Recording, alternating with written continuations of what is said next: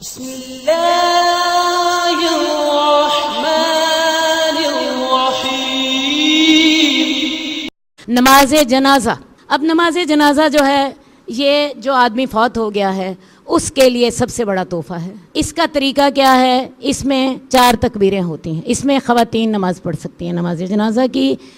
ہمارے ہاں خواتین نے اپنے آپ کو ہر طرح کی چھٹی دی ہوئی ہے۔ خواتین نے صرف اپنے لیے ایک ہی فرض رکھا ہے، بازار جانا۔ حالانکہ بازار اللہ کو سب سے زیادہ ناپسند ہے اور مسجد اللہ کو سب سے زیادہ پسند ہے۔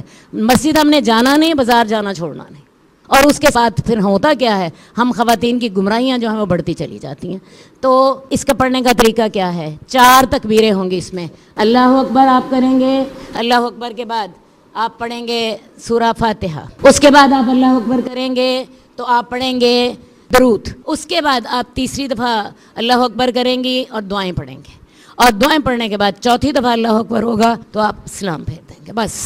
اور یہ دیکھیے حضرت عائشہ نے سہیل بن بیضا کی نماز جنازہ اپنے گھر میں پڑھی تھی۔ اللہ کے رسول مسجد میں ان کی نماز جنازہ پڑھی گئی تھی، اور آپ کو پتہ ہے حضرت عائشہ کا گھر اور مسجد اکٹھی ہوتی تھی۔ تو حضرت عائشہ نے ہی یہ حدیث روایت کی ہے، انہوں نے سہیل بن بیضا کی نماز پڑھی تھی۔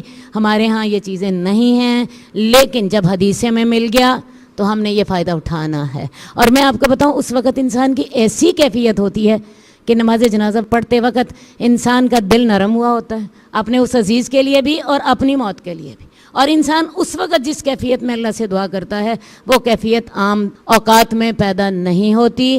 اس سے ضرور فائدہ اٹھائیے، اس سے ضرور فائدہ اٹھائیے۔ جئنا إلى الدنيا كي ندعو إلى الله لننشر الخير في الكون الذي حارى ونرسل العطر من روض الهدى الزاهي ويشرق السلم أنوارا وأنوارا.